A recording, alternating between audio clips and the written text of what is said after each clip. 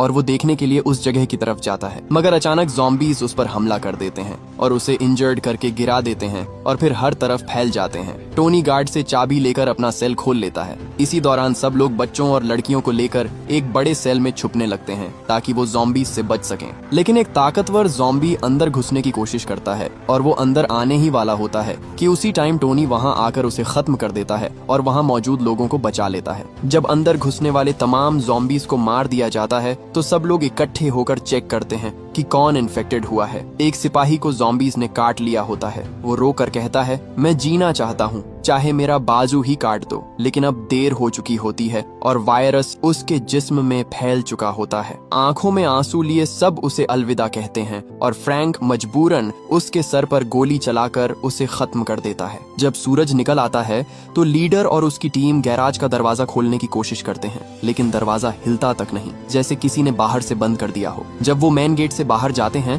तो देखकर हैरान रह जाते हैं कि किसी ने पुरानी गाड़ियों से गैराज का रास्ता ब्लॉक कर दिया होता है। ये देखकर सब समझ जाते हैं कि ये अल्फा और उसकी फौज का काम है। वो दोबारा बिल्डिंग के अंदर जमा होते हैं ताकि अगला प्लान बना सकें। लीडर उनसे कहता है कि जिंदा बचने का अब सिर्फ एक ही रास्ता है कि शहर में दूसरी गाड़ियां ढूंढी जाएं। लेकिन टोनी उनसे पूछता है कि अल्फा और उसकी फौज दिन के टाइम कहाँ छुपी होती है। लीडर बताता है कि वो काफी अरसे से पीका होटल पर कब्जा किए हुए हैं, मगर वो टोनी से कहता है कि अल्फा से दूर ही रहना। टोनी उनसे कहता है कि हम कब तक उन ज़ॉम्बीज से भागेंगे, बल्कि मैं उसके पास जाऊंगा और उसकी टेरिटरी में घुसकर उसे खत्म करूंगा। एथन, जो लीडर का बेटा होता है, उसे भी टोनी का प्लान पसंद आ जाता है और वो भी साथ जाने के लिए तैयार हो जाता है। कुछ और लोग भी शामिल हो जाते हैं क्योंकि अल्फा ने उनसे भी कुछ छीना होता है और वो भी बदला लेना चाहते हैं। टोनी, एथन और चंद लोग होटल की तरफ जाने लगते हैं। फ्रैंक रूफ टॉप पर खड़ा होकर उन्हें कवर देने का डिसाइड करता है, जबकि सैम अपनी टीम के साथ गाड़ियां तलाश करने निकल जाती है। होटल पहुंचकर टोनी और इसकी टीम खामोशी से अंदर घुसती है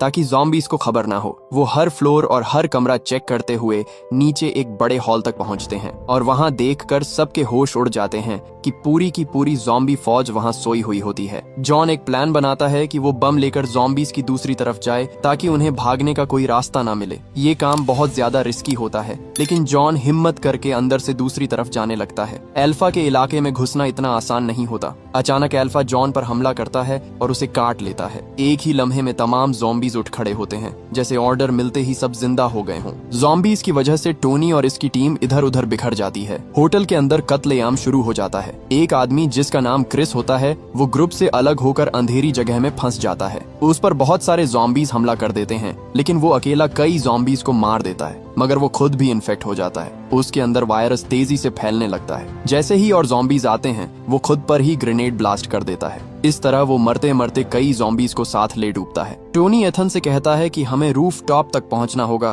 ताकि सूरज की रोशनी का फायदा उठाया जा सके। हर फ्लोर पर उन्हें बेशुमार ज़ॉम्बीज मिलते हैं। वो कई ज़ॉम्बीज को मारकर आगे बढ़ते हैं। जैसे तैसे दोनों रूफ टॉप तक पहुंच जाते हैं। रूफ टॉप पर टोनी अल्फा को देख लेता है। वो सच में ज़ॉम्बीज को कंट्रोल कर रहा होता है और उन्हें अलग अलग डायरेक्शंस में भेज रहा होता है, जैसे कोई कमांडर अपनी फौज चला रहा हो। एथन घबराकर कहता है, रस्सी कहाँ है? टोनी बताता है कि रस्सी मैक्स के पास थी। वो रेडियो पर मैक्स से कांटेक्ट करने की कोशिश करता है, लेकिन जवाब खौफनाक होता है। मैक्स पर ज़ॉम्बीज हमला कर चुके होते हैं। मैक्स किसी तरह अपनी पोजीशन बता देता है और कहता है, जल्दी आ जाओ वरना देर हो जाएगी। टोनी प्लान बनाता है कि मैं ज़ॉम्बीज का ध्यान भटकाऊंगा, तुम नीचे जाकर रस्सी ले आना। एथन अपनी जान खतरे में डालकर नीचे जाता है और मैक्स तक पहुंचकर रस्सी ले लेता है, लेकिन अचानक मैक्स, जो अब ज़ॉम्बी बन चुका होता है, उस पर हमला कर देता है। वो उसे काटने ही वाला होता है कि बिल्कुल आखिरी लम्हे पर टोनी पहुंचकर एथन को बचा लेता है। जब वो ऊपर जाने लगते हैं तो दोबारा ज़ॉम्बीज उन पर अटैक कर देते हैं, लेकिन किसी तरह दोनों रूफ टॉप पर पहुंचने में कामयाब हो जाते हैं। टोनी एथन से कहता है, पहले तुम रस्सी से नीचे उतर जाओ। तभी एथन की नजर अपने हाथ पर पड़ती है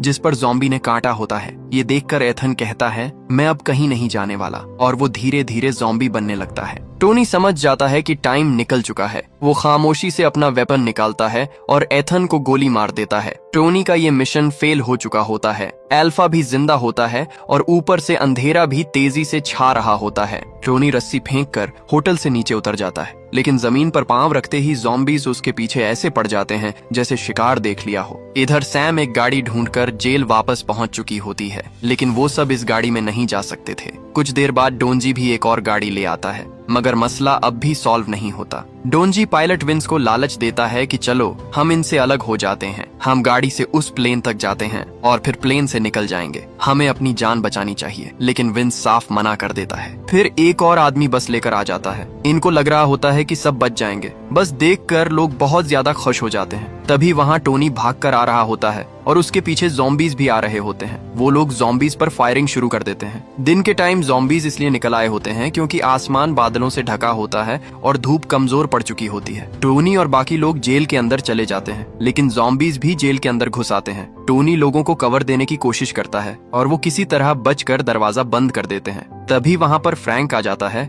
और उसे टोनी पर बहुत ज्यादा गुस्सा आता है क्योंकि इसकी वजह से कई लोग मारे गए और इनमें फ्रैंक का बेटा भी शामिल होता है। डोनजी किसी तरह बाहर जिंदा बचा होता है। वो खुदगर्जी दिखाता है और अपनी गाड़ी लेकर वहाँ से जाने लगता है, लेकिन कुछ देर बाद ज़ॉम्बीज उसे घेर लेते हैं। वो समझ जाता है कि अब वो जिंदा नहीं बचने वाला। इससे पहले कि ज़ॉम्बीज गाड़ी के अंदर आते, वो खुद को ही खत्म कर देता है। जेल के अंदर बैटल अपने उरूज पर होती है। ज़ॉम्बीज बहुत ज्यादा तादाद में जेल के अंदर घुस चुके होते हैं। इनके पास बुलेट्स कम पड़ रही होती हैं, लेकिन हर कोई अपनी पूरी ताकत से लड़ रहा होता है। मगर ज़ॉम्बीज इतने ज्यादा होते हैं कि वो आहिस्ता आहिस्ता इनको खत्म कर रहे होते हैं। फ्रैंक पर भी बहुत से ज़ॉम्बीज अटैक कर देते हैं और उसे अल्फा ज़ॉम्बी मार देता है। इसी हंगामे में टोनी का सामना अल्फा से हो जाता है, लेकिन अल्फा अकेला नहीं होता। उसके साथ उसकी पूरी ज़ॉम्बीज आर्मी होती है। अल्फा ऑर्डर देता है और ज़ॉम्बीज टोनी पर टूट पड़ते हैं, लेकिन टोनी भी पूरी ताकत से लड़ता है और उनको एक एक करके मार देता है। इसके बाद अल्फा ज़ॉम्बी और टोनी के बीच फाइट होती है, लेकिन अल्फा बहुत ज्यादा पावरफुल होता है। टोनी समझ जाता है